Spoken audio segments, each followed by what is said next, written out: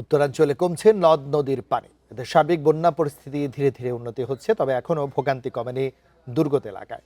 নতুন করে ভারী বৃষ্টি বা উজানের ঢল নামলে পরিস্থিতির অবনতি হতে পারে। এদিকে নদ নদীর পানি কমায় বিভিন্ন জায়গায় দেখা দিয়েছে ভাঙন। নীলফামারীর নিম্নাঞ্চল প্লাবিত হলেও 12 ঘন্টার মধ্যে পানি নামায় স্বাভাবিক অবস্থায় ফিরেছে মানুষজন। তবে ডিমলার ছোটখাতা ও 22 পুকুর গ্রামে দেখা দিয়েছে তীব্র নদী ভাঙ্গন। এতে ঝুঁকিতে পড়েছে 5 শতাধিক পরিবার।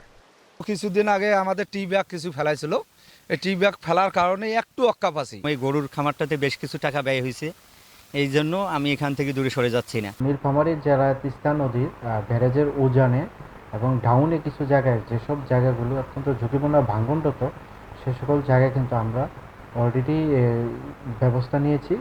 লালমনিরহাটে বন্যার পানি কমায় পরিস্থিতির উন্নতি হয়েছে। প্লাবিত এলাকা থেকে পানি নামায় স্বস্তি ফিরলেও কাদা পানিতে বেড়েছে দুর্ভোগ। ক্ষতিগ্রস্তদের তালিকা তৈরি করে সহায়তার আশ্বাস দিয়েছে স্থানীয় প্রশাসন। পানি নামিয়ে গেছে, তো এখন বাড়িতে সবার বাড়িতে কাদো মতো হয়ে আছে। পানিটা নামিয়ে গেছে, নামিয়ে যাওয়ার পর কাদো হয়ে গেছে। এই কাদোতে হাত পা ঘাউয়ে ধরে গেছে। নেত্রকোনায়ও কমছে নদ নদীর পানি।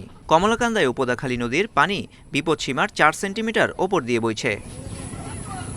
গাইবান্ধায় নদ নদীর পানি কমতে শুরু করেছে, তবে সদর, সুন্দরগঞ্জ, ফুলছড়ি ও সাঘাটার অন্তত 25টি এলাকায় নদী ভাঙ্গন অব্যাহত রয়েছে।